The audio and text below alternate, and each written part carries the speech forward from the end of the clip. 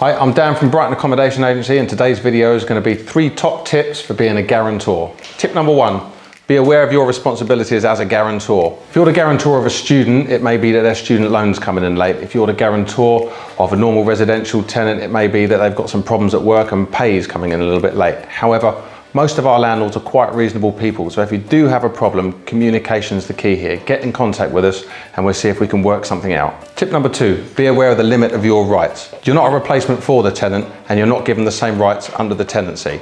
Really, your only responsibility is to pay the rent on behalf of the tenant should they default. Things that guarantors shouldn't be doing is reporting maintenance and asking questions about the way the tenancy is conducted. What we can do with the guarantor is we can answer questions regarding the state of the account or any arrears that may have accrued. Prime example was last year when we had a report that a tenant was locked out of his house and it was his mum phoning us up. It took us 3 or 4 different conversations to work out what the problem was. He could have called us, we'd have been round there in about 2 minutes flat and opened the door for him. Tip number 3 for being a guarantor is please make sure you read the Guarantor Agreement. If there's any bits that you don't understand in there, please make sure you seek the advice of a legal professional. Once you understand the full document, please make sure that you can meet the obligations. If you can't, please speak to the person who's asking you to be their guarantor and ask them to come and see us, because there are other options. I'm Dan from Brighton Accommodation Agency, and this has been the 3 top tips for being a guarantor in Brighton. If you're asking someone to be a guarantor, please share this video with them.